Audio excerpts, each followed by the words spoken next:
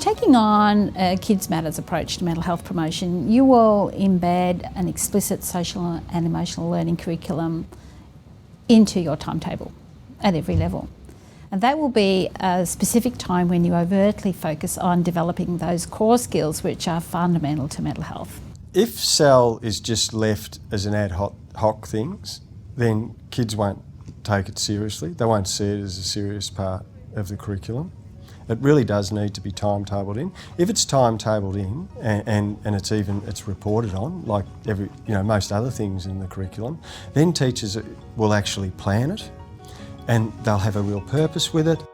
Our first planning session was attached to the last of our Component 2 training. So we had our training, we were all motivated, we were all up on what we were doing and what the lingo was, and we sat at our tables in our hubs and went, okay, let's plan for the rest of the term right now. And that could be a really good way too if you wanted to use your same plan that you had from this year, but then just enrich it with those new resources so that you don't have to redo all of the plans. My big hot tip is doing it at the beginning of the week, your first lesson on a Monday, if possible, and then you have the whole week to follow that up with little incidental things that can happen to reinforce the learning of that lesson.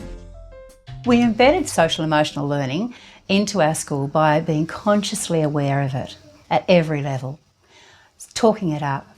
We particularly used the Kids Matter pamphlets for parents. We did a wonderful big display in our staff room that we consequently renamed Common Room, so that it was common to everyone and all parents would be welcome. We actually put the articles into the newsletters and have had fantastic feedback from parents about the usefulness. We ran workshops for parents as well, because you cannot feel like you're teaching and reaching to the heart of children without their parents feeling confident and having a partnership with you in that regard.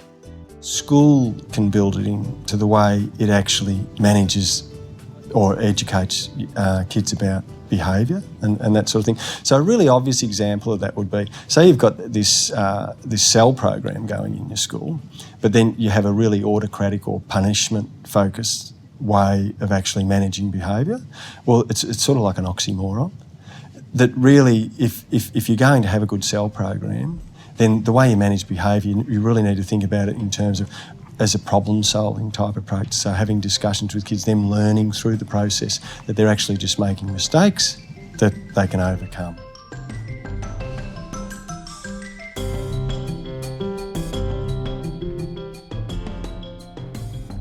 One of the benefits of teaching social and emotional learning is the buzz you get as a teacher or as a principal to walk around the school and see evidence of what you've taught explicitly in the classroom coming out in reality in interchanges between the children.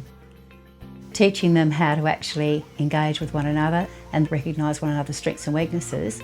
Well, I would say it's hard for me to go up to a teacher and tell them my opinion about something because I kind of feel scared. Whereas if you're doing a lesson especially for that, I kind of, you put me in a position where I feel like that's the right thing to do. And if you're not gonna, let us share our opinions, that's kind of, not going to really help us grow up, how are we going to form our own opinions when we're older? That's why I think that lessons that, help student well-being and the stuff like that, I really think it's important because it helps shape us as, children as we grow up and become adults.